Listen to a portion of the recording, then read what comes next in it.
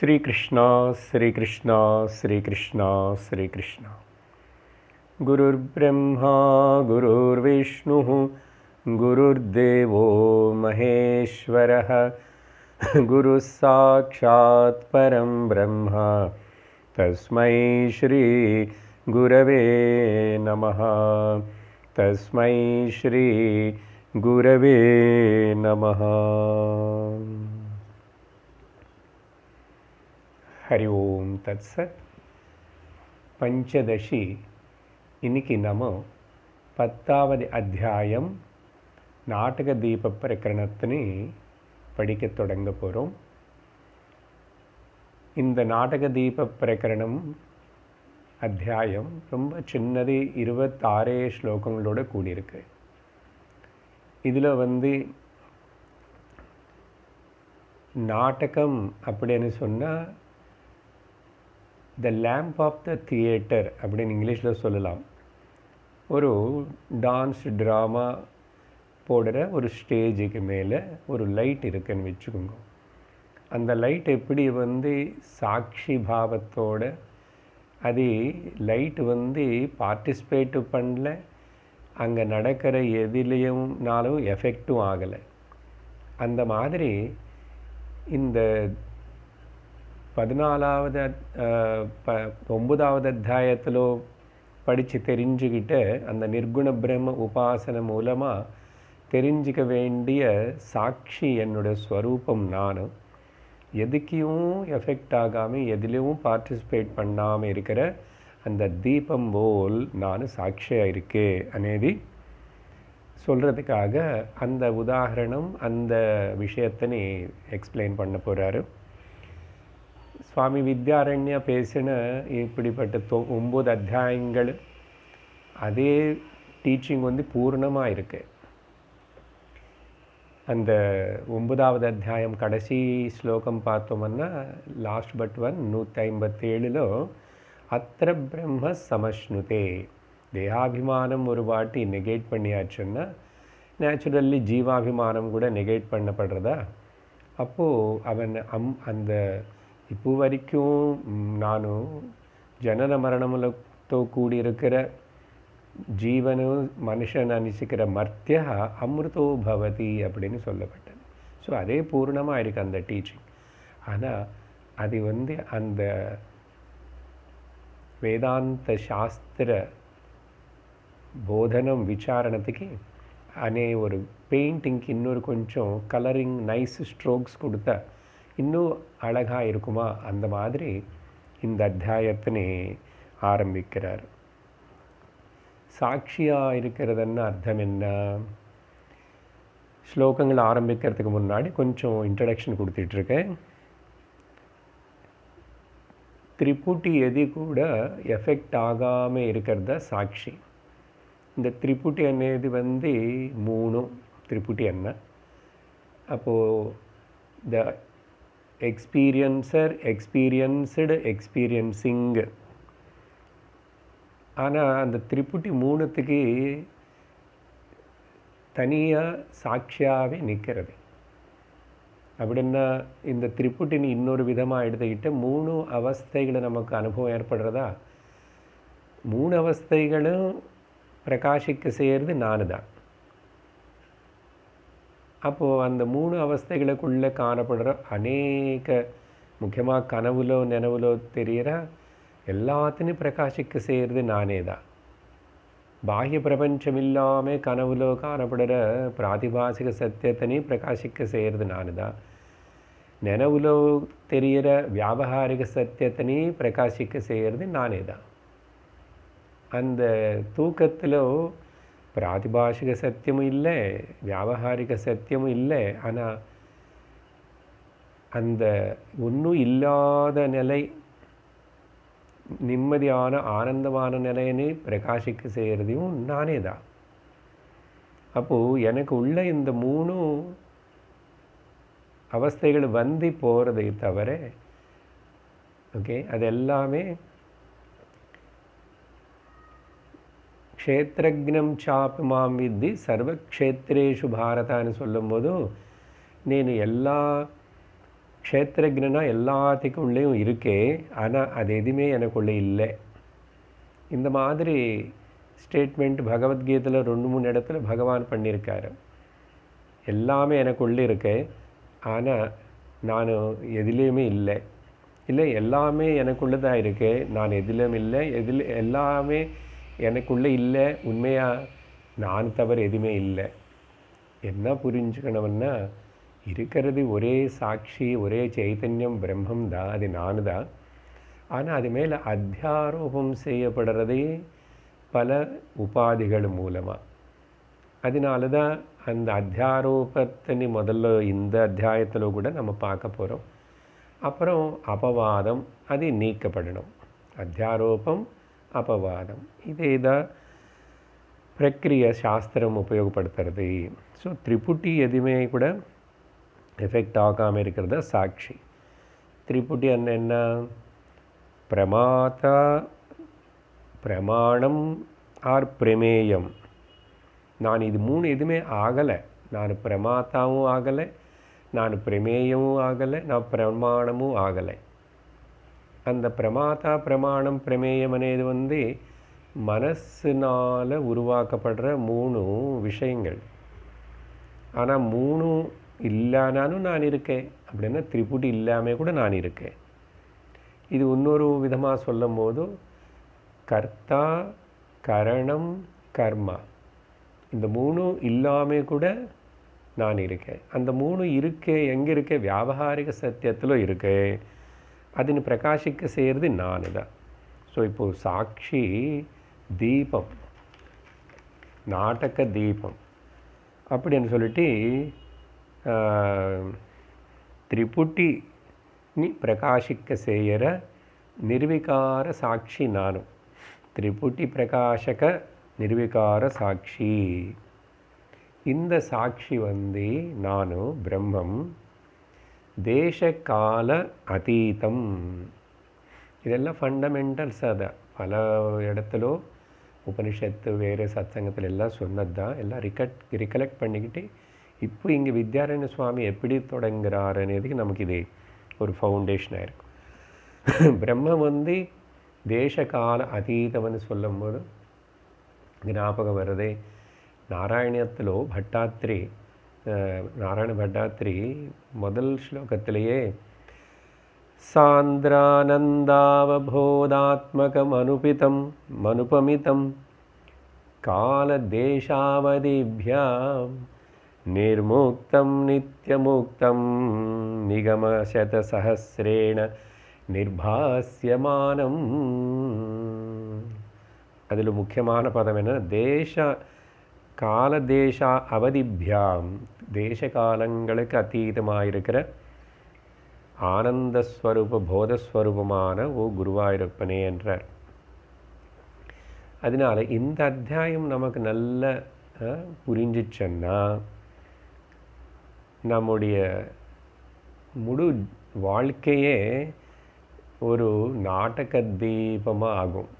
அப்படின்னா வாழ்க்கைனேது ஒரு நாடகம், அந்த நாடகத்தை பிரகாசிக்க செய்கிற தீபம் நான் அப்படின்னு சொல்லிட்டு புரிஞ்சுக்கிறோம். இது எங்கே இப்போ சொன்னோம் இந்த பாயிண்ட்டுன்னு?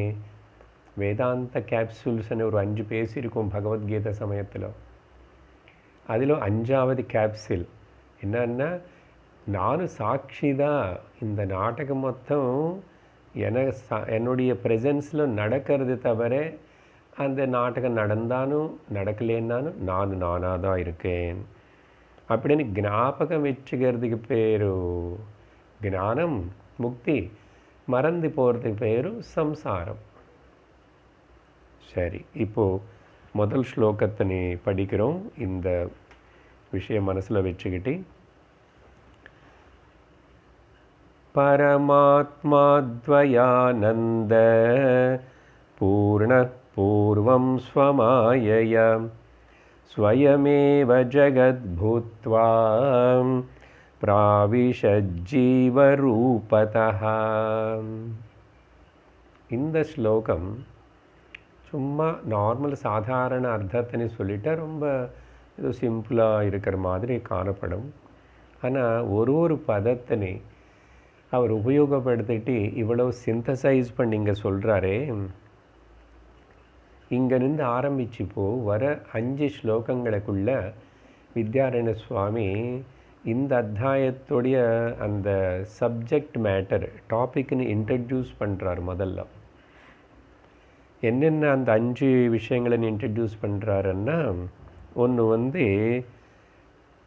இந்த சிருஷ்டி అనేది ஜகத்து பரமாத்மனால் உருவாக்கப்பட்டது. Point number 1. அதுதான் இப்போ இந்த முதல் ஸ்லோகத்தில் பார்க்க போகிறோம். அப்புறம் 2வது ஸ்லோகத்தில் இந்த பரமாத்மானால் உருவாக்கப்பட்ட இந்த சிருஷ்டி ஜகத்தில் ஜீவனா நான் இருக்கேன் అని நமக்கு தோணுறதா?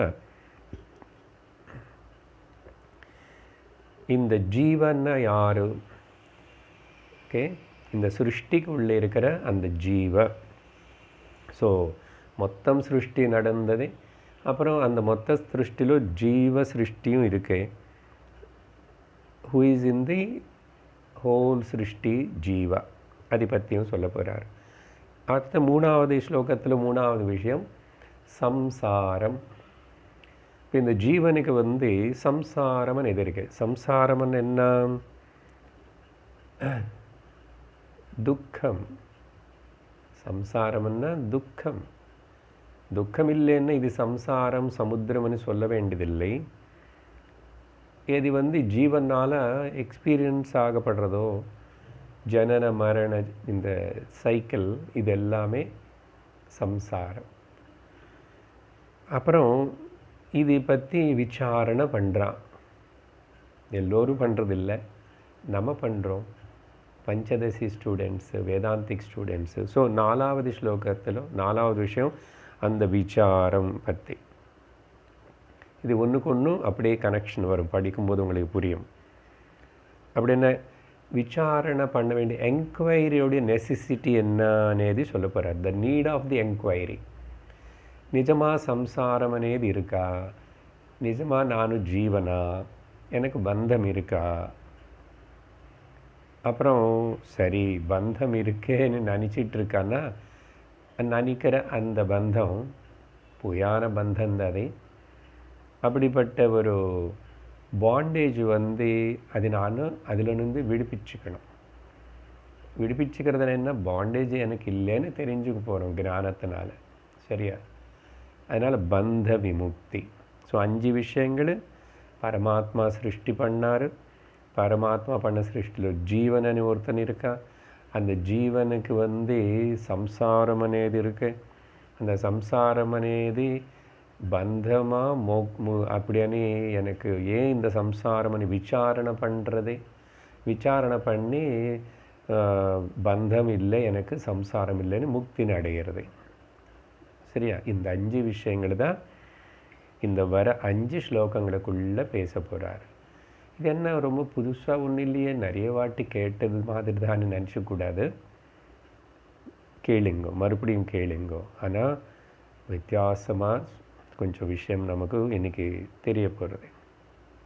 அப்புறம் ஸோ இந்த 5 விஷயங்கள் சொன்னதுக்கப்புறம் இப்போது ஒரு பதம் ஸ்லோகம் மொத்தத்துடைய சாராம்சம் சட்டுன்னு சொன்னால் என்னவா? முதல் அந்த அத்வய ஆனந்த ரூபமான பரமாத்மா சிருஷ்டி ஆரம்பிக்கிறதுக்கு முன்னாடி இருக்கிற அவர் அப்புறம் என்ன பண்ணார்? அவருடைய சொந்த சக்தினால், ஸ்வமாயையா சொந்த சக்தினால் அவரே ஜகத்தா உலகமாக ஆயிட்டார். உலகமாக ஆகி அந்த உலகத்தில் அநேக சரீரங்கள் உருவாக்கி எல்லா சரீரங்களுக்குள்ள ஜீவரூபமாக பிரவேசம் ஆயிட்டார். இதுதான் இந்த ஸ்லோகத்துடைய சாராம்சம். ஆனால் இப்போ பாருங்க, ஒரு வார்த்தை இந்த வித்யாரண்ய சுவாமி எடுத்து இங்கே சொல்கிறதிலோ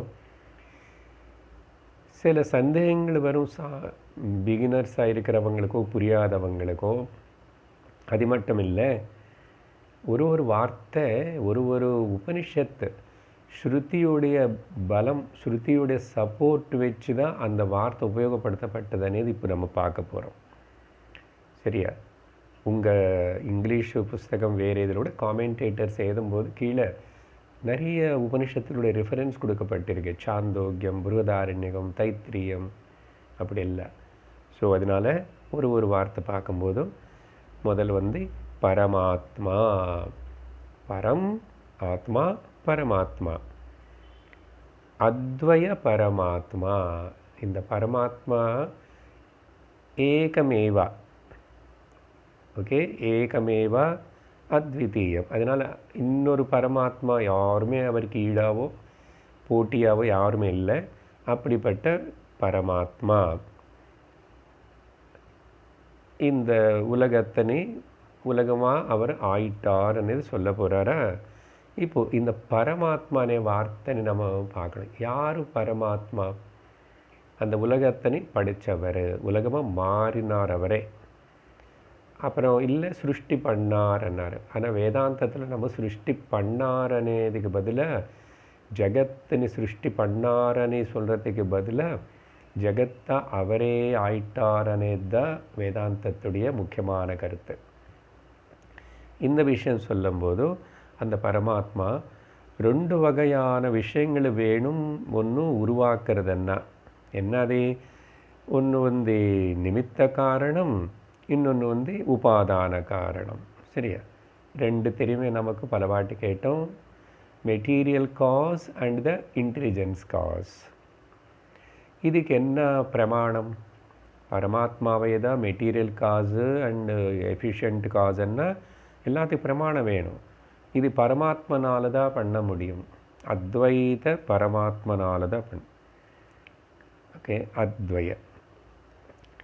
இதுக்கு எங்கே முண்டகோபனிஷத்தில் ரெஃபரன்ஸ் நம்ம ஞாபகப்படுத்திக்கணும். முண்டகோபனிஷத்துன்னு சொல்லியிருக்கே, இந்த பரமாத்மா அத்வைத பிரம்மா யதோர்ணநாபேர் சுருஜதே கிருணஹதே ச. எப்படி ஒரு சிலந்தை 8 கால பூச்சி தனக்குள்ளே மெட்டீரியல்னே ப்ரொடியூஸ் பண்ணி தானே அந்த வலை கட்டி தேவையில்லைன்னு அந்த வலைன்னு தனக்குள்ளேயே இழுத்துக்கிறது பாருங்கோ. இது ஒன்று தான் சாஸ்திரத்துக்கு கொடுக்கக்கூடிய ஒரே பெஸ்ட் எக்ஸாம்பிள், சிலந்தை. அப்படி புரிஞ்சுக்கணும். அடுத்த விஷயம் என்னன்னா, பகவான் எப்போ இந்த உபாதான காரணம் அப்படின்னா மெட்டீரியல் காஸ் ஆனாரோ, அங்கே எப்படிப்பட்ட உபாதான காரணம்? இங்கே ரெண்டு விஷயங்கள் சாஸ்திரம் சொல்கிறது. ஒன்று பரிணாமி உபாதான காரணம், ரெண்டாவது விவர்த்த உபாதான காரணம். நல்ல போல்டாக சான்ஸ்கிரிட் டெக்னிக்கல் பதங்களை உபயோகப்படுத்துகிறேன். ஏன்னா பஞ்சதசி 9 அத்தியாயங்கள் முடித்து வந்த அட்வான்ஸ்டு ஸ்டூடெண்ட்ஸு, பிகினர்ஸ் யாராவது கேட்டால் கூட ஸ்ரத்தையோடு கேட்டால் புரிஞ்சுக்கலாம். எப்போது ஒரு நாள் கேட்டு மறுபடியும் கேட்டு தான் புரிஞ்சுக்கணும். ஆல்ரெடி ரெகுலராக சிஸ்டமேட்டிக்காக கேட்குறவங்களுக்கு ஒரு சந்தேகம் வராது. பட் இந்த ரிகலெக்ஷன் அந்த கண்டினியூட்டி ரொம்ப நமக்கு ஒரு இன்னும் என்னது தெளிவு கொடுக்கும் அண்டர்ஸ்டாண்டிங்கில். பரிணாமி உபாதான காரணம் அப்படின்னா என்ன? முதல் எந்த காரணம் ஒரு காரியத்தினை உருவாக்கினதுக்கப்புறம் அந்த காரணம் காணாமல் போகுமோ அதுக்கு பேர் பரிணாமி உபாதான காரணம். 2 உதாரணம் கொடுக்குறேன். ஒன்று பால் நெய்யாக ஆயிடுச்சு. பாலுனால தான் நெய். பால் காரணம், நெய் காரியம். நெய்யனே காரியம் வந்ததுக்கப்புறம் நீங்கள் திரும்பி பாலுன்னு பார்க்க முடியுமா? அந்த பாலுன்னு கொண்டு வர முடியுமா? அந்த பால் பார்க்க முடியல, கொண்டு வர முடியல, மாறி போயிடுச்சு. அதுக்கு பேர் தான் பரிணாமி உபாதான காரணம். நான் ரெண்டாவது என்ன சொன்னோம்? விவர்த்த உபாதான காரணம். அப்படின்னா இன்னொரு எக்ஸாம்பிள் கொடுக்கலையே அதுக்கு. பால் இது நெய் ஆகிடுத்து. இன்னொன்று வித்து, ஏதாவது ஒரு சீடு கொட்டை அது மரமாக ஆனதுக்கப்புறம் அந்த வித்து இருக்குமா? வித்து காணப்படுமா? அந்த வித்து எது வச்சோமோ அது இல்லையிலே. ஸோ விவர்த்த உபாதான காரணம் என்ன? எந்த காரணம் அதனால் ஒரு காரியம் செய்யப்பட்டதுக்கு அப்புறம் கூட அந்த காரணம் மாறவே இல்லையோ அதுக்கு பேர் விவர்த்த உபாதான காரணம். இதுக்கு உதாரணம் என்ன கொடுக்கணும்? கயிறு மேலே பாம்புன்னு பார்த்தோம் இல்லையா? பாம்பாக காணப்பட்ட கயிறு மேலே தான் பாம்பு காணப்பட்டது. எப்படி? கயிறு மாறாமல் கயிறு மேலே பாம்பு தோணிச்சு. ரெண்டாவது எக்ஸாம்பிள் ரொம்ப ட்ரையாக சூடாக இருக்கிற அந்த மணல் சாண்டு அது மேலே கானல் நீர் காட்டிச்சு. கானல் நீர் காரியம், அந்த சூடான அந்த மணல் காரணம். அப்போது கானல் நீர் உருவாயிடுச்சு, காணப்பட்டுச்சு. ஆனால் சூடான மணல் மாறலை. இன்னொன்று ஓகே, இன்னும் கூட 2 எக்ஸாம்பிள். என்னது? இந்த சீஷல் முத்துச்சிப்பி மாறாமே, ஆனால் அது வெள்ளி மாதிரி தோணி காணப்பட்டுச்சு. ஒரு காரியம் காணப்படுறது அங்கே. ஆனால் ஏதாவது மாறிச்சா? ஆனால் இந்த எக்ஸாம்பிள்ஸும் அது சும்மா இமேஜினேஷன்னு சொல்கிறோம். அதுதான் இப்போ சொல்ல போகிறோம். இந்த ஜகத்து, ஜீவா இதெல்லாம் இமேஜினேஷன் சொல்கிறதுக்கு தான் இந்த எக்ஸாம்பிள்ஸ். வேறு என்ன கொடுக்கணும்? மாறலையே. ஆனால் உனக்கு தோணுறதே அது மாதிரி தான். அப்பா இங்கே உலகம் கூட கயிறு மேலே பாம்பு பார்த்த மாதிரி தான். உலகமே இல்லை. என்ன சுவாமி, அதான் மாதிரி எக்ஸாம்பிள்னா ரொம்ப சுலபமாக கேட்டு தலாட்டுறேன். அது நிஜமாக தார்ஷ்டாந்தத்தை கொண்டு வரும்போது கொஞ்சம் பின்வாங்குறேன். ஒழுங்காக கேளு. இன்னொரு எக்ஸாம்பிளும் எடுத்துக்கிறோம், இன்னும் நெருங்கி நமக்கு தெரிஞ்சது. அதெல்லாம் வெளியில் எதுவும் சொன்னோம். வேக்கராக இருக்கிற நானே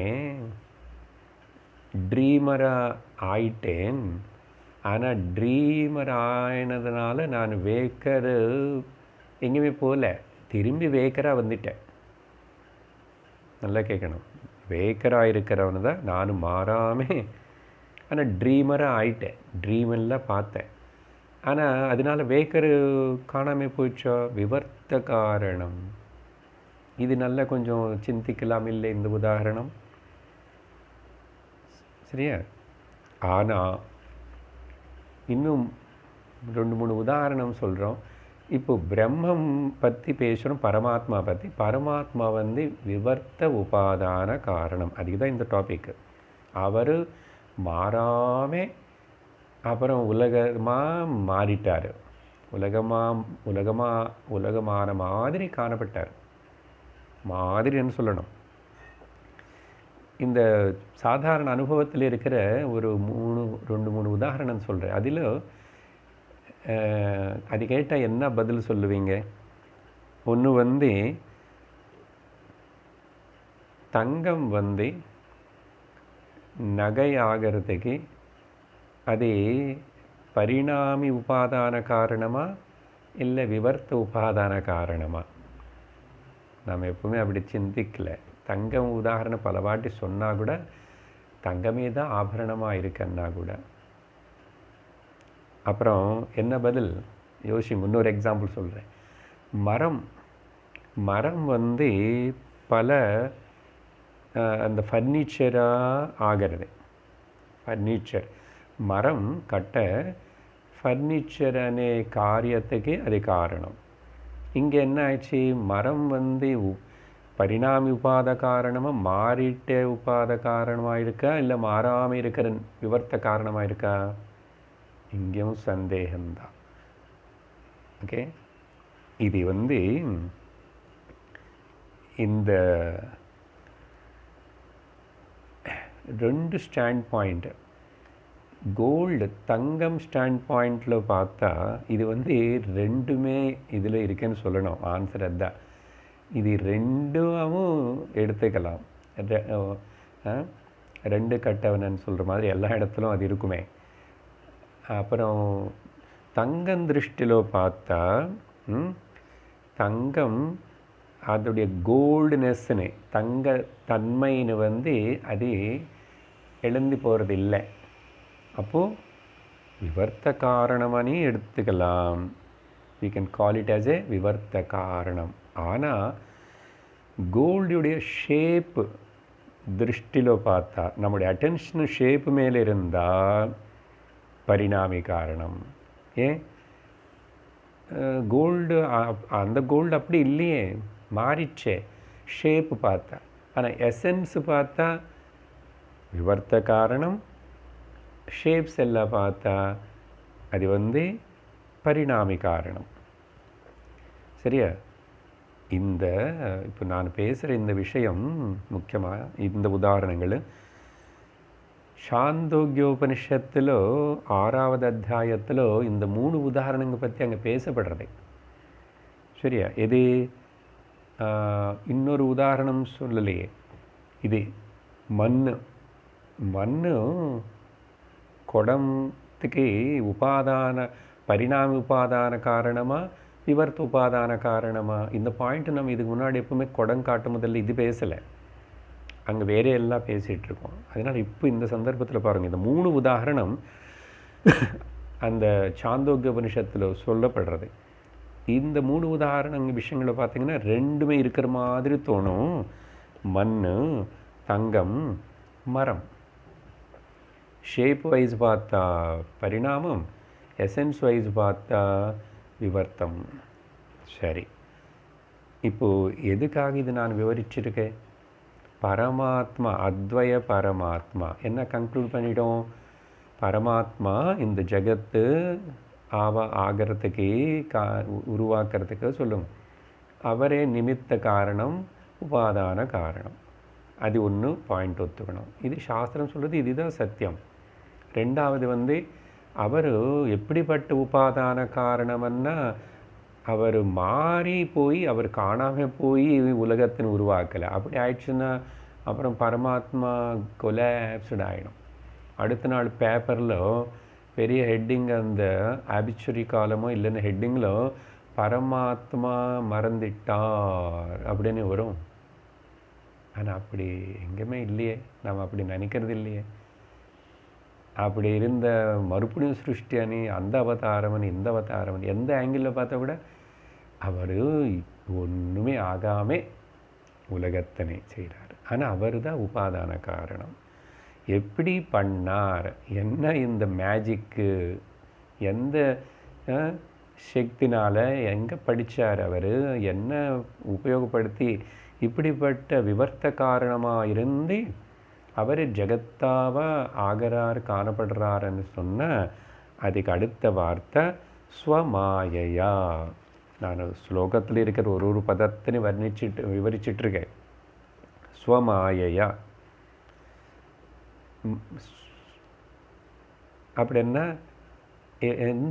என்ன சக்தினால், இந்த கெப்பாசிட்டி எப்படி வந்துச்சு பரமாத்மாக்கு இப்படிப்பட்ட விவர்த்த காரணமாக இருக்கிறதுன்னு சொன்னால் மாயா சக்தினால் பண்ணுறாருன்றார். மாயான்னாவே நமக்கு பயம் அதை பற்றி பேசுகிறதுக்கு. அதனால தான் பல வாட்டி சொன்னோம் பல விதமாக. ஓகே, மாயா பற்றி எந்த கேள்வி கேட்காதே. அது எப்போ வந்துச்சு, எப்போ உருவாயிடுச்சு, மாயா எங்கே இருக்கு, வெளியில் இருக்கா, உள்ளே இருக்கா, பரமாத்மா கிட்ட எப்படி இருக்கும், எந்த கேள்வி கேட்டாலும் அதுக்கு எந்த வார்த்தைகளனால சொன்னாலும் எது சொல்லி விவரிக்க முடியாதோ, சொல்லி விவரித்தா கூட புரியாதோ, அனிர்வச்சனீயம் மாயா, அனிர்வச்சனீயம். ஓகே, பரமேஷ சக்தி.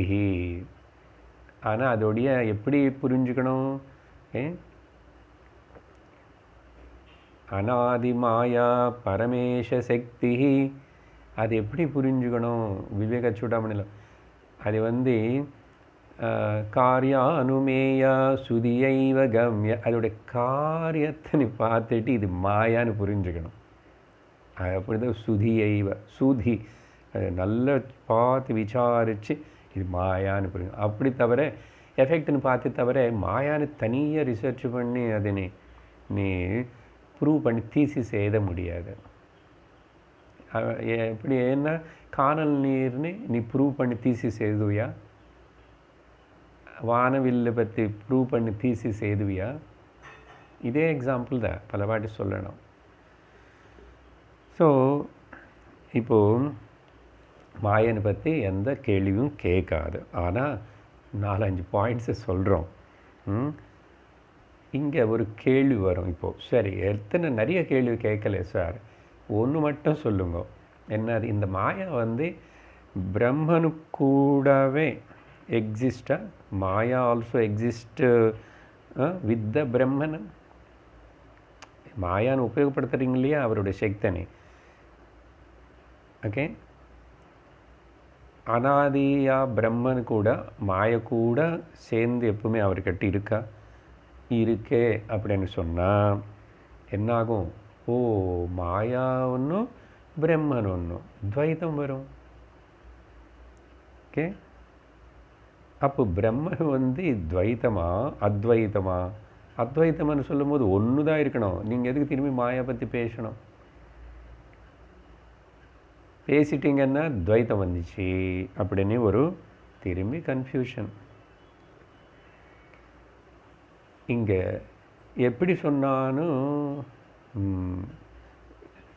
பிரம்மனு பரமாத்மாவுக்கு ப்ராப்ளம் வரும். எப்படி, இந்த மாயா வந்து பார்ட் ஆஃப் தி பிரம்மன் அப்படின்னு சொன்னால் என்ன ஆகிடும்? பிரம்மன் வந்து சா அவயவஹ, சா அவயவஹ, சா அவயவம்னா பார்ட்ஸ் இருக்குது, அவயவங்கள் இருக்க பிரம்மனில் இருக்குது. ஆனால் அவர் வந்து நிரங்கக நிரவயவகான்னு உபனிஷத்து சொல்கிறதே. சரி சார், வேறு விதமாக சொல்லலாமா? இஃப் யூ சே மாயா வந்து அவுட் சைடு த பிரம்மன்னு சொன்னால் என்னாகும்? ஓ, பிரம்மன் ஒருத்தர் இருக்கார், மாயா அங்கே ஒன்று இருக்குன்னா துவைதம் வந்துடுது. இல்லை இல்லை சார், அப்படி இல்லை. மாயா வந்து பிரம்மனுடைய விசேஷனம், எட்ரிபியூட்டுன்னு சொல்கிறேன் அப்படின்னு சொன்னால் அப்போ என்னாகும்? பிரம்மன் சகுணமாயிடுவார். பிரம்மன் நிர்குணம் தானே. எல்லா உபனிஷத்து சாஸ்திரம் கன்க்ளூட் பண்ணுறது நிர்குண பரபிரம்ம ஸ்வரூபம், நிர்குணம். அதனால் இப்போ எது சொன்னாலும் ப்ராப்ளமாக இருக்குது. இப்போ இந்த மாயனை எந்த கணக்கில் போடணும்? ஓகே, எந்த account you have to show some அக்கௌண்ட்னா அக்கௌண்டபிலிட்டி. நிறைய பீப்புளுக்கு அக்கௌண்ட் சரியாக இருக்காதுன்ற. Who is the accountability for this அன்வானா? அப்போ அதுக்கு வந்து ஆன்சர் என்னன்னா, பதில் ஒரு விஷயம்ப்பா, மாயா வந்து அனிர்வச்சனீயம். அதான் சொன்னோம், நீ இதெல்லாம் அது இருக்கே அதன்னு சொல்லிட்டு அதுக்கு முக்கியத்துவம் கொடுக்காது முதல்ல. அதனால தான் பகவானும் தைவி ஹேஷா குணமயி மம மாயா துரத்யய, அது மாயா అనేది என்னுடைய மாயா சக்தி தான் అని சொல்லி பகவத்கீதையில் பகவான் வந்தாரே. ஆனால் நீ அதை பற்றி கேள்வி கேட்டு விசாரம் பண்ணாத. நீ எதுக்கு அது விசாரம் பண்ணுற? பிரம்மன் என்னை பற்றி விசாரம் பண்ண. அப்போது மாமே வயே பிரபத்யந்தே மாயாமே தாம் தரந்திதே. நீ என்ன கேட்டவா? பிரம்மன் நான் என்ன விசாரம் பண்ணேன், எனக்கு சரணாகத்து. நானும் அந்த மாயாவுடைய எஃபெக்ட் எதுவுமே உன்னை மேலே இல்லாமல் அது உனக்கு காணப்படாமல் நான் மறைச்சி எடுத்துடுவேன், நீக்குவேன். ஆன்சர் அப்படி என்ன அர்த்தம்? மாயா அண்ணாவே you cannot put it in any அக்கௌண்டபிலிட்டியில் மாயான்னு போடக்கூடாது. ஏன்? அது இல்லைப்பா. ஓகே, ஆனால் எப்படிப்பட்ட அக்கௌண்டபிலிட்டி ஒரு வேளை பேசுகிறோம்னு சொன்னால் அதுக்கு ஏதாவது உதாரணம் கொடுத்து புரிய வைக்கணுமே. புரியல என்னாலும் சரி, சாஸ்திரம் ட்ரை பண்ணுறது என்னது? நம்முடைய நிழல் மாதிரி, நிழல் ஷாடோ மாதிரி. ஷாடோ வந்து நீ லாஜிக்கலாக திங்க் பண்ண ஷாடோ இருக்க, ஆனால் இல்லை. ஆனால் அதுக்கு ஏதாவது முக்கியத்துவம் இருக்கா? நான் இல்லாமல் ஷாடோ இருக்குமா?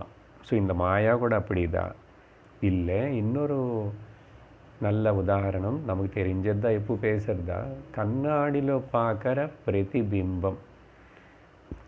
கண்ணாடியில் பார்க்குற பிரதிபிம்பம் போல். இப்போ பிரதிபிம்பம் இருக்கேன்னு சொல்கிறியா இல்லைன்னு சொல்லுவியா? இருக்கேன்னு சொன்னாலும்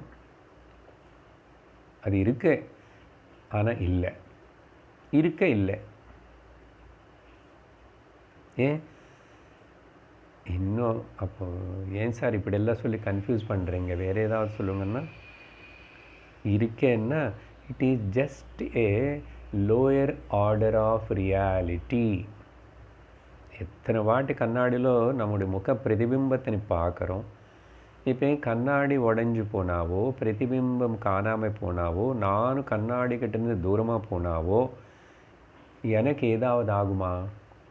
அப்போ நான் யாருன்னு தெரிஞ்சுக்கிட்ட இந்த பிரதிபிம்பம் பற்றி ஆராய்ச்சி பண்ணுறோமா? இப்போ பிரதிபிம்பம் இருக்கிறதுனால தானே, மாயானே இது இருக்கிறதுனால தானே அந்த குருவி பட்சி மாதிரி கண்ணாடியில் தன்னை பார்த்துக்கிட்டு குத்திட்டே இருக்கு. அப்புறம் இது எப்படியாவது நீக்கணும், இது ஒரு தொந்தரவாக இருக்கு, யார் இந்த குருவியான்னு சொல்லி அது மூக்கு ரத்தம் வர வரைக்கும் அடித்து அப்படி பண்ணணுமா? நீ அப்படி பண்ணக்கூடாது. உனக்கு அறிவு இருக்குல்ல, என்ன பண்ணணும்? அது போயின்னு சொல்லணும். போய் இல்லை. ஏன் அவ்வளோ கஷ்டமாக இருக்கா? உன்னுடைய மூஞ்சி பற்றி தானே கண்ணாடியில் பார்க்குற பிரதிபிம்பம். ஆனால் இருக்கே விவகாரத்துக்கெல்லாம் உபயோகப்படுறது. ஆனால் இருக்கே ஒருவேளை அப்படி இருக்கிற மாதிரி காணப்பட்ட லோயர் ஆர்டர் ஆஃப் ரியாலிட்டி எதுக்கு? கண்ணாடியில் மூஞ்சி பார்த்துக்கிற எதுக்கு? ஒன்று நீ பார்த்துக்கிறது தானே. அப்போ ஒன்று நீ பார்த்துக்கிறதுக்காக அந்த மாயனால் காட்டப்படுற இந்த உலகத்தில் ஒன்று நீ பார்த்துக்கணும். உலகம் மாயா உன்னோடது அதிகம். எதுக்குன்னா என்ன நான் பார்த்துக்கிறதுக்கு. உலகமனே கண்ணாடியில் என்ன நான் பார்த்துக்கிறேன். விஸ்வம் தர்ப்பண திருஷ்யமான நகரீம். Lower order of reality. அவ்வளோதான் சொல்லணும். சாஸ்திரம் அவ்வளோதான் சொல்லணும். அப்போது மாயானது வந்து is not a part, property or separate from the lord. Okay. அப்போ என்ன சொல்கிறோம்? சம்ஸ்கிருதத்தில் அதுக்கு ஒரு டெக்னிக்கல் வேர்டு உபயோகப்படுத்துறது சாஸ்திரம். அதில் வந்து அத்தியஸ்தம், அத்தியஸ்தம் அப்படின்னு சொல்கிற ஒரு வார்த்தை. அத்தியஸ்தமாக இருக்கு. இப்போது பிரதிபிம்பம் உண்மையாக போயான்னா உண்மை எதுக்கு? என்ன நானும் தெரிஞ்சுக்கிறதுக்கு அது உபயோகப்பட்டது காவட்டி. ஆனால் அது இல்லாமல் கூட நான் என்னென்னு தெரிஞ்சுக்க முடியும். ஸோ வியாபகாரிக சத்தியம் அந்த லோயர் ஆர்டர் ஆஃப் ரியாலிட்டியில் அது இருக்கு. ஓகே. அடுத்தது இப்படிப்பட்ட மாயாசக்தின்னு வச்சிருக்கிற அந்த அத்வய பரமாத்மா. ஓகே. அவர் ஒருத்தர் தான். அடுத்தது என்னன்னா ஆனந்தம். ஓகே. ஆனந்தம் என்ன? ஆனந்தம் அவர் ஆனந்த ஸ்வரூபம். பூர்ணம் வார்த்தை அப்புறம் எடுத்துக்கிறேன். ஆனந்தம் அது ஆனந்தம் வந்து பிம்பானந்தமா பிரதிபிம்பானந்தமா கேட்கணும். பிம்பானந்தமா? ஆனந்தம் என்னது? பிம்பானந்தம்னா ஒரிஜினல் ஆனந்தம். பிரதிபிம்பானந்தம்னா எக்ஸ்பீரியன்ஷியல் ஆனந்தம். ஏதோ ஒரு எக்ஸ்பீரியன்ஸ்னால வர ப்ளஷர். ஓகே. அப்போது இந்த பிரதிபிம்ப ஆனந்தம் இஸ் எக்ஸ்பீரியன்ஷியல் ஆனந்தா. ஏன்? எதனாலன்னா அதில் வந்து கிரடேஷன் இருக்கு, வேற்றுமை இருக்கு. வேற்றுமை இருக்கு. நீ பிரதிபிம்பம் உடைய குவாலிட்டி அந்த பிரதிபிம்பம் எந்த மீடியமில் பார்த்தாயோ அதுக்கு தகுந்த மாதிரி வேற்றுமை இருக்கா இல்லையா? கான்வெக்ஸ் மிரரு, கான்கேவ் பூத கண்ணாடி, அந்த கண்ணாடி பலது. எங்கே அந்த வேற்றுமை?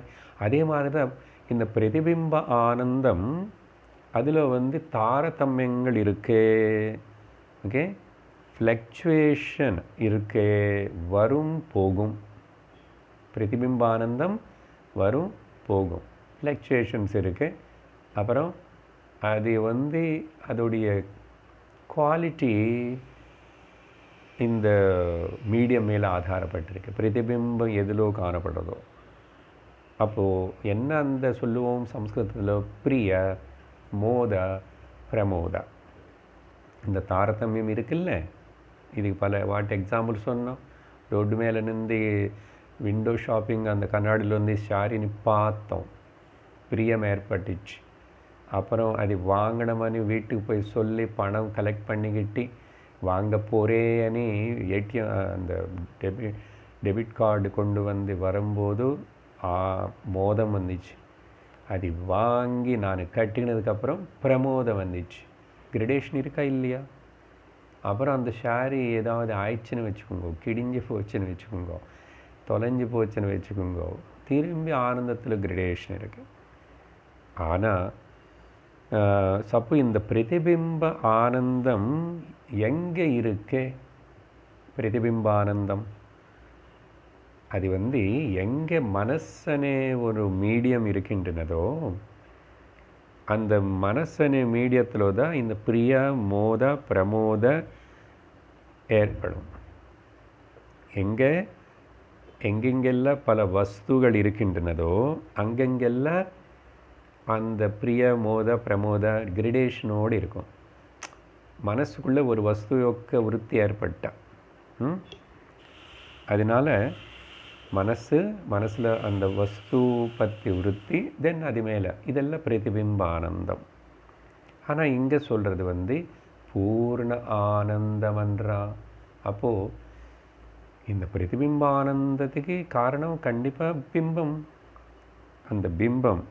ஸோ பூர்ணம் அப்படி என்ன அர்த்தம்? இந்த பிம்பானந்தம் இங்கே பாயிண்ட் இது இப்படி ஒரு மனசு இருக்கிற ஒரு லொக்கேஷனில் இடத்துல மட்டும் இல்லை, எல்லா இடத்துலும் இருக்கு. ஏன் இந்த பிம்பம் எது பேசிகிட்ருக்கோம்? கான்ஷியஸ்னஸ் பற்றி பேசிகிட்ருக்கோம், பரமாத்மா பற்றி பேசிகிட்ருக்கிறோம். ஸோ பரமாத்மான கான்ஷியஸான இந்த சைத்தன்யம் சர்வத்திர இருக்கிறதுனால பூர்ணம். அப்போ அது இருந்ததுனால தான் பல மீடியம்ஸ்குள்ளே, பல மனசுக்குள்ளே, பல இடத்துல பல கிரடேஷனோட, வேரியேஷனோட பிரிய, மோத, பிரமோத அதெல்லாம் ஏற்படுது. அப்போது இது எல்லா இடத்துலும் இருக்கே. அதுதான் பாயிண்ட் முக்கியம். எல்லா இடத்துலன்னா சார் ஈவன் இந்த இன்னர்ட் ஆப்ஜெக்ட்ஸும் உயிரில்லாத இடத்துல ஆமாம் இருக்கு, ஆனால் व्यक्तமாகலை. சப்போஸ் எக்ஸாம்பிள் உதாரணத்துக்கு ஒரு செயிர் இருக்குது, நீங்கள் உட்கார்ந்துருக்கிற செயிர், அந்த செயிரில் மனசனே ஒரு பொருள் கொண்டு போய் போட முடிஞ்சாச்சு, உதாரணம் இமேஜின் போட்டாச்சுன்னா அந்த செயிர் கூட இந்த ஆனந்தத்தினே, கிரடேஷனான ஆனந்தத்தினை அது వ్యక్తப்படுத்தும். அங்கே மைண்டனே ஒரு மீடியம் இல்லை, ஆனால் ஆனந்தம் అనేది இருக்கு பூர்ணமாக, ஏன்னா சர்வத்திர இருக்கு. அப்படி போட்டாச்சுன்னு நினச்சிக்குங்க. நினச்சிட்டா என்ன, அந்த செயிறு கூட சிரிக்க ஆரம்பிச்சிடும். எப்படி? அப்புறம் செயிறு கூட நினைக்க ஆரம்பிச்சிடும், அப்பா ரொம்ப வெயிட்டானவனு ஏந்தி போயிட்டாப்பா, ஹெவி பாடியில் யாராவது உட்கார்ந்துருந்தா இட் ஃபீல்ஸ் ஹாப்பி. ஆனால் அங்கே அப்படி व्यक्तப்படுத்துறதுக்கு அந்த மீடியம் ஃபைனாக இல்லை, அதுதான். ஸோ அந்த இனத்தில் கூட அங்கே व्यक्तமாகறதுக்கு வாய்ப்பு இருந்தால் व्यक्तமாகும்.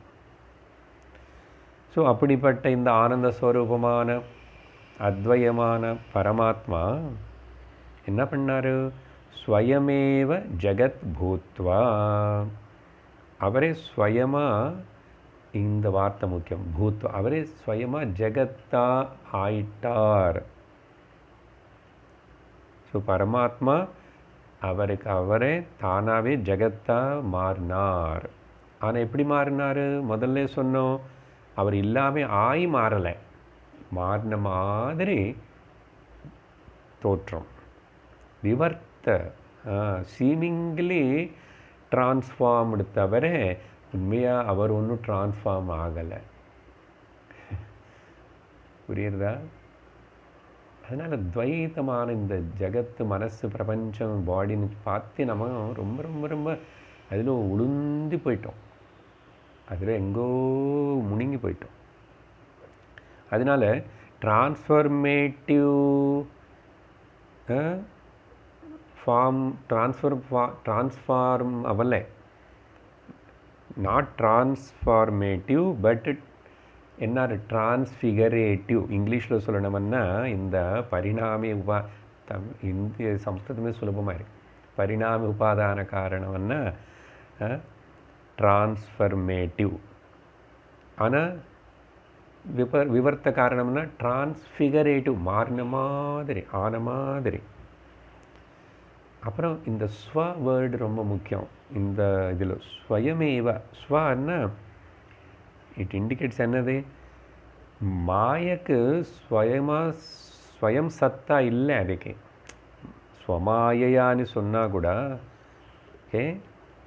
ஆனால் இன்னொரு கீழே வரியில் பார்க்கும்போது ஸ்வயமேவான்னு வார்த்தார். அங்கே ஸ்வமாயா, ஸ்வமேவ, ஸ்வயமேவ அப்படின்னா மாயாவுக்கு தனியாக சத்தா இல்லை.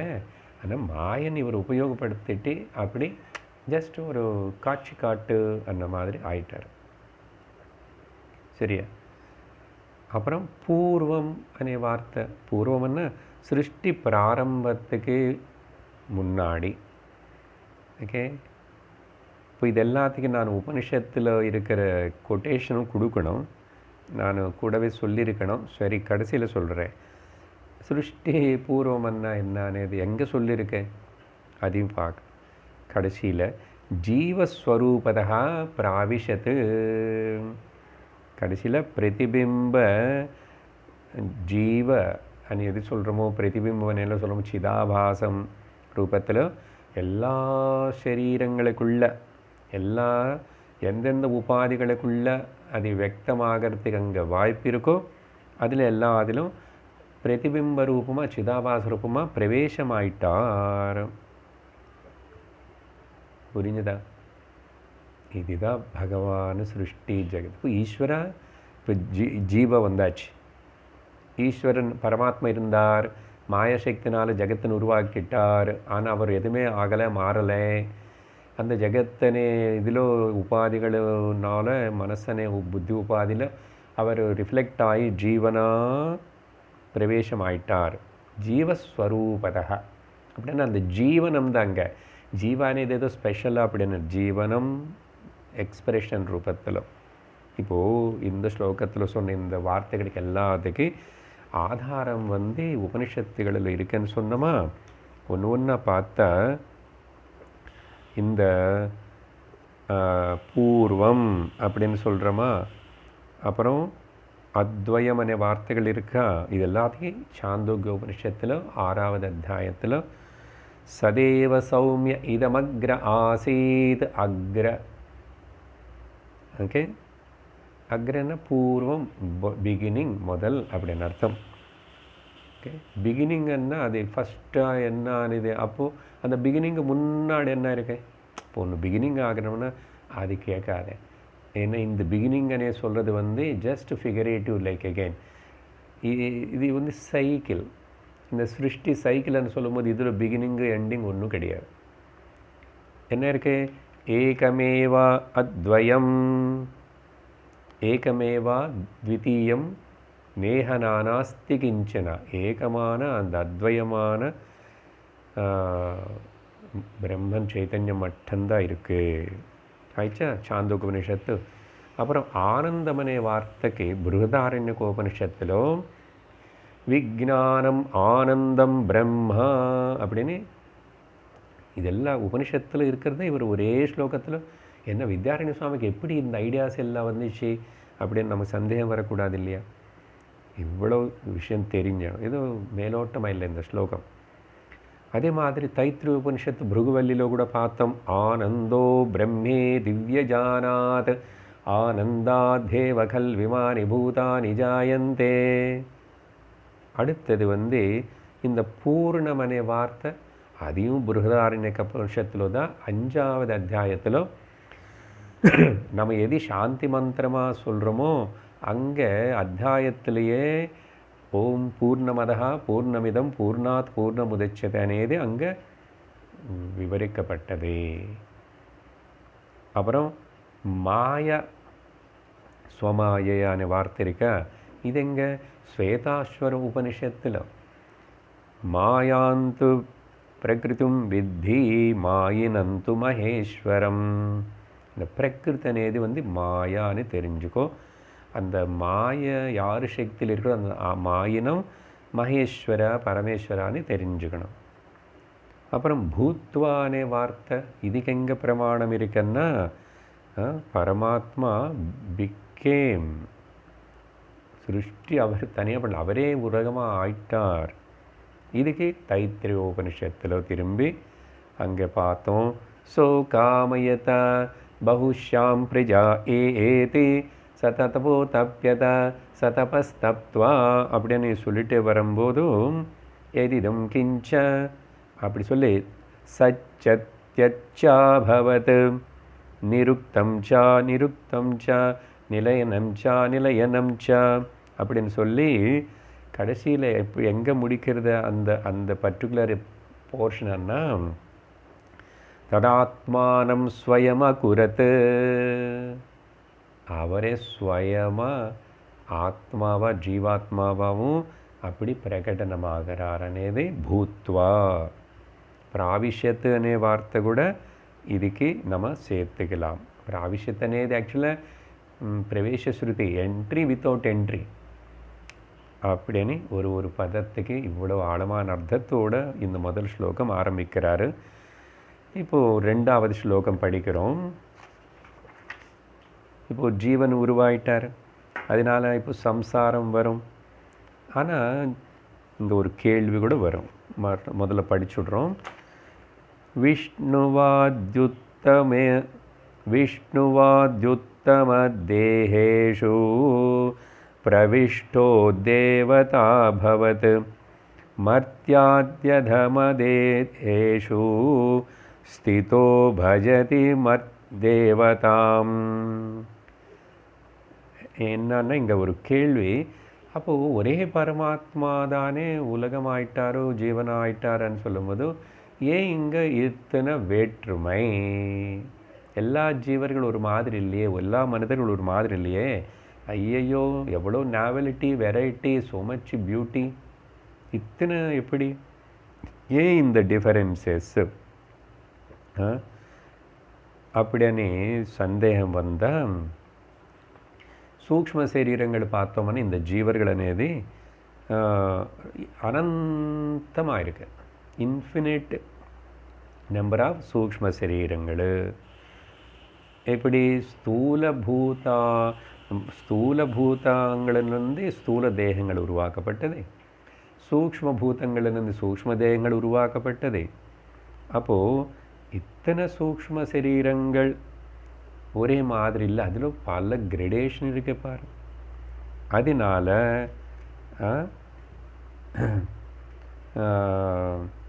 எப்படி இது காரணம்னா இதுவா அநேக காரண சரீரங்கள் இருக்கு, அநேக கர்மங்களும் இருக்கு. அதோடைய பலம் வியக்தமாகும் போது பல வகையான சூக்ஷ்ம சரீரங்கள் சிருஷ்டிக்கப்பட்டது అని புரிஞ்சுக்கணும். ஓகே, எப்படி என்ன அந்த டிஃபரன்ஸு? கர்மங்கள் అనేది எப்பவுமே இருந்துகிட்டே இருக்கணும். அப்போ தான் ஜீவர்கள் அனாதியாக இருந்துகிட்டே இருக்கா நிறைய. அப்போது கர்ம అనేది எதுவுமே இல்லாமல் பகவான் சிருஷ்டி பண்ண முடியாது, அவர் என்ட்ரு ஆக முடியாது, அங்கே ஒரு உபாதியே இருக்காது. அப்போது வாசனைகள் கர்மங்கள் இல்லாமல் அந்த ஜீவர்கள் காரண சரீரங்கள் இல்லாமல் பகவானால் கூட ஒரு இம்மி கூட அவர் தனியாக புதுசாக ஒன்றும் க்ரியேட் பண்ண முடியாது அங்கே கர்ம வாசனைகள் இருந்தால். சரி, சூக்ஷ்ம சரீரத்தில் வேற்றுமை அதோடைய ஃபைன்னஸ், அதோடைய என்ன சொல்கிறது, 24 கேரட் கோல்டுன்றோமா, சூக்ஷ்ம சரீரத்துடைய ஃபைன்னஸ், அதோடைய என்ன குவாலிட்டி தகுந்த மாதிரி தான் இந்த சூக்ஷ்ம சரீரங்கள் எல்லாம் டிஃப்ரென்சஸ். ஸோ எவ்வளோ ஃபைனோ அதுக்கு தகுந்த மாதிரி ரிஃப்ளெக்ஷன். நம்ம அப்படி தானே, ரொம்ப பாலிஷ்டு ஸ்டோனுன்னா அப்புறம் கண்ணாடி இப்படி பார்க்கும்போது டிஃப்ரென்ஸ் இருக்கு. எவ்வளோ ரிஃபைண்டாக ஃபைனாக இருக்கோ அந்த மீடியம் ரிஃப்ளெக்ஷன் பிரதிபிம்பம் அந்த அளவுக்கு ஃபைனாக நல்லா தெரியும். அதனால தான் இந்த வெரைட்டிஸ் ஆஃப் ஜீவாஸ். அப்படி சொல்லும்போது சிலது உத்கிருஷ்ட ஜீவர்கள், சிலது நிக்ருஷ்ட ஜீவர்கள் அப்படின்னு ரெண்டாக பிரிச்சுக்கலாம். சரியா? இப்போ வேர்ட்ஸ் பாருங்க, என்ன சொல்கிறாரு, விஷ்ணு ஆதி உத்தம தேகேஷு. ஈவன் விஷ்ணு பிரம்மா சிவானே சொல்கிற அந்த தேவதைகள் கூட அதெல்லாம் உத்தம சுப்பீரியர் மோஸ்ட் தேகங்கள். அது அவ்வளோதான். They are also comes under, ஆனால் வெரி வெரி ரிஃபைண்டாக இருக்கிற தேகங்கள்னால. ஸோ விஷ்ணு ஆதி அப்படின்னா அந்த பரமாத்மாவே தான் இந்த விஷ்ணு முதலான உத்தம சரீரங்களுக்குள்ள தேகேஷு பிரவிஷ்டா என்ட்ரைடர் யாரு, பரமாத்மா. எப்படி அப்புறம் பல வகையான தேவதர்களா தேவதாக அபவத்து அப்படின்னா உத்தம உத்கிருஷ்ட சரீரங்கள் தேவதா சரீரங்கள் எல்லாம் அந்த மீடியம் தான் அன்றைக்கி அந்த சுப்பீரியாரிட்டிக்கு காரணம். அப்புறம் அபவத் அనే வார்த்தை கூட இங்கே பிகேம். அப்புறம் மத்திய ஆதி, மத்தியன்னா மனுஷனும் மனுஷனுக்கு அப்புறம் கீழே இருக்கிற ஜந்துகளும் இது எல்லாமே கூட அதம லோயர் ஆர் இன்ஃபீரியர் நிக்ருஷ்ட ஜீவர்களை. மனுஷனு நிக்ருஷ்டம்னு சொல்ல முடியாது, ஆனால் கம்பேரிட்டிவ் டு த தேவதா நிக்ருஷ்டந்தான். ஆனால் ஞானம் அடையிறதுக்கு வாய்ப்பு இருக்குது. சில மனுஷனை விட்டுட்டு கீழே, ஆனால் இங்கே மர்த்தியான்றார். இவங்களெல்லாம் கூட தேகேஷு கூட ஸ்திதா ஸ்திதா. இப்படி லோயர் யோனிகளுக்குள்ளே இருந்த இல்லை மனுஷ தேகத்தில் இருக்கிற இந்த மர்த்தியர்கள் எல்லாரும் இந்த அவங்களுடைய கர்மத்துக்கு தகுந்த மாதிரி உபாதி. ஆனால் இந்த லோயர் யோனியில் இருக்கிற இந்த மனுஷனை வந்து இங்கே ஒரு வார்த்தைக்கு போடுறார கடைசியில், இந்த மனுஷா ஓகே தேவானாம் பஜதி. எப்பவுமே கூட மனுஷன் நம்ம என்ன பண்ணோம், தேவதைகளை பூஜிக்கிறோம் பஜிக்கிறோம் இல்லையா? ஆமாம், ஈஸ்வரனை ஆராதிக்கணும், தேவதைகளை ஆராதிக்கணும். ஏன்னா அவங்க சுப்பீரியர் யோனிஸ். அப்படிப்பட்ட சுப்பீரியராக இருக்கிற தேகங்களில் இருக்கிற தேவதைகளை ஆராதித்தா நமக்கு கூட காலக்கிரமத்தில் நம்ம அந்த சுப்பீரியர் ஆகி கடைசியில் ஞானம் அடையிறதுக்கு வாய்ப்பு இருக்கும். அதனால் பஜத்தே என்றார். சரியா? என்ன அர்த்தம் இங்கே? பூஜக சம்பந்த. பூஜக பூஜனீயர்கள் தேவதர்கள், பூஜகம் நம. ஸோ நம்ம சேவிக்கணும் அவங்களே. பகவான் ஆராதனா இது ரொம்ப முக்கியந்தானே, உபாசனலும். இது உதாரணம் என்ன பாருங்கோ. ஆனால் பூஜிக்கிறவனும் பூஜை வாங்குறவன் ரெண்டு பேரும் ஒன்று தான். ஆக்சுவலி பரமாத்மா தானே. எப்படி இப்போதைக்கு பூஜிச்சுட்டு இருப்போம், ஆனால் அடுத்த ஸ்லோகத்தில் சொல்லுவார் அப்புறம் வந்து இவன் அந்த நிலைக்கு வந்து எல்லா பரமாத்மா தெரியும். இப்போ ஒரு சினிமாவில் வந்து ஒரே ஆக்டர் வந்து 2 ரோல்ஸ் ஆக்ட் பண்ணும்போதும் ஒரு ரோலில் வந்து தேவனா ஈஸ்வரனா ஆக்ட் பண்ணுறான் அதே ஆள், இன்னொரு ரோல் அதே ஆள் பக்தனை ஆக்ட் பண்ணுறான் பாருங்க. ஆனால் வேஷம்தான் அது. ஓகே, ஜீவைஷயோர் வேஷதீபிதா சத்ஸ்வபாவதோ வஸ்து கேவலம். அப்போது இந்த ஜீவனை வந்து இந்த ஆக்ட் பண்ணுறவர் அப்போ அங்கே பூஜை பண்ணுறான். அப்புறம் சிலவாட்டி 2 பேருமே இந்த சினிமா கேமரா ட்ரிக்குனால சண்டை போடுற மாதிரியும் காட்டுவான். ஆனால் உண்மையை பார்த்தா வேஷம் தவிர உண்மையாக என்ன 2 பேரும் ஒன்று தான். அதே மாதிரி தான் இங்கே இத்தனை வேஷங்களாக காணப்பட்டுட்டு இருந்தால் கூட இவங்களை எல்லாமே பரமாத்மாவே பல வேஷங்கள் போட்டிருக்கிறான். அதனால் ஜீவமும் பரமாத்மா தான், ஈஸ்வரனும் பரமாத்மா தான், ஆத்மா பரமாத்மா தவிர இன்னொன்று இல்லை. சரி, இப்போது சம்சாரம் சிருஷ்டி பகவானை பற்றி சொல்லியாச்சு, சிருஷ்டி பற்றி சொல்லியாச்சு, மாயா பற்றி சொல்லியாச்சு, ஜீவனானே ஒருத்தர் வந்திருக்கான்னு சொல்லிட்டோம். இப்போது அந்த ஜீவன் இப்போது அந்த சம்சாரத்தில் அவன் விடுவிச்சுக்கணும் இல்லையோ, அப்போ அவன் அதுக்கு என்ன பண்ணணும் అనేది 3வது ஸ்லோகத்தில் விசாரம் பண்ணுறது பற்றி சொல்கிறார். 3வது ஸ்லோகம்.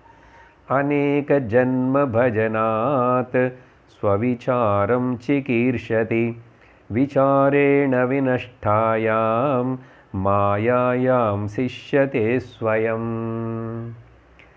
இப்படிப்பட்ட இந்த மனுஷன் இந்த ஜீவன் அநேக ஜன்ம பஜதாம், பஜனாத் மேல ஸ்லோகத்தில் பஜனா மனுஷர்கள் தேவதைகளை பூஜிக்கிறாம் இல்லையா.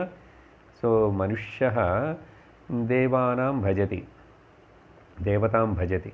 ఇప్పుడు அந்த பஜனை అనేది இங்கே எடுத்துட்டு அநேக ஜன்மங்கள், எத்தனையோ ஜன்மங்கள் இவன் பஜனாத். இங்கே பஜனாத் అనేది அர்த்தம் என்னன்னா, இந்த ஜீவனுக்கு பஜனாத் அநேக வருஷங்கள் ஈஸ்வர பூஜா, வர்ணாசிரம தர்ம அனுஷ்டானம், கர்மயோக உபாசன யோகா கூட இன்க்ளூடடு. அப்புறம் ஒரு சிந்தனை வந்துச்சு, என்னடா இந்த உலகம், பரீட்சலோகான் கர்மச்சிதான் பிராமணான்னு கூட அவனுக்கு இதெல்லாம் சேர்ந்து அந்த பஜனாத் అనేది. பஜனம்னா கேவலம் ஹரே ராம் ஹரே கிருஷ்ணன் சப்பலா கட்டி வாசிக்கிறது மட்டும் இல்லை. இந்த இடத்துல அர்த்தம் கர்மயோகத்தினால, ஈஸ்வர பூஜைனால, வர்ணாசிரம தர்ம அனுஷ்டானத்தினால இவனுக்கு காலக்கிரமத்தில் ஒரு ஜன்மத்தில் என்னாகும், இவர் முதல்ல அந்த பக்தினால் எப்படி ஆரம்பிப்பான், முதல்ல ஆர்த்த பக்தனாக இருப்பான். பகவத்கீதையில் சொன்ன மாதிரி ஆர்த்தோ ஜிக்னாசுரர்த்தார்த்தி ஞானீச்ச பரதர்ஷபாம் அப்படின்னு சொன்னார் இல்லையா. முதல்ல இவன் ஆர்த்த பக்தனா எவ்வளோ நாள், 10-20 ஜென்மங்களை வச்சுக்கோங்க, அப்படியே இருப்பான் ஆர்த்தனாவே. அழுந்துட்டே பகவான்கிட்ட வேண்டிக்கிட்டு ஆர்த்த பக்தனாக இருப்பான். அப்புறம் இன்னொரு அப்புறம் கொஞ்சம் சில ஜென்மங்கள் அர்த்தார்த்தி பக்தனாகவே இருப்பான். ஆனால் அதுக்கப்புறம் 3வது ஸ்டேஜில் ஜிக்னாசு பக்தனாகிறான். அந்த ஜிக்னாசு பக்தனை பற்றி தான் இந்த ஸ்லோகத்தில் சிகீர்ஷுனா சிகீர்ஷதி, அந்த சிகீர்ஷுனா அப்புறம் அவனுக்கு விசாரம் பண்ணணும்னு ஆசை வருதாமா. ஜிக்னாசு பக்த அப்படின்னா ஸ்பிரிச்சுவல் சீக்கர் பக்தனாயிடுறான். அப்படி இன்னும் சில வார்த்தைகளை நம்ம அடுத்த வாரம் பார்ப்போம். ஸோ இப்போது 4வது இடத்துக்கு வரணும் இல்லையோ, ஞானி பக்தன் ஆகணும் இல்லையோ. முதல்ல சிகூர்ஷு பக்தியாக இருந்தால் முமுக்ஷுவா, அப்புறம் ஜிக்னாசு பக்தியாக இருந்து. அதுதான் பகவான் கீதையில் அநேக ஜன்ம சம்சித்த ததோ யாந்தி பராம் கதிம். இந்த விஷயத்தினை தொடர்ந்து நம்ம அடுத்த வாரம் சிந்திப்போம். ஓம் பூர்ணமதః பூர்ணமிதம் பூர்ணாத் பூர்ணமுதச்யதே பூர்ணஸ்ய பூர்ணமாதாய பூர்ணமேவாவசிஷ்யதே. ஓம் சாந்தி ஷாந்தி ஷாந்தி. ஹரிः ஓம் ஸ்ரீ குருभ्यो நமः. ஹரிः ஓம். ஹரி ஓம் தத்சத்.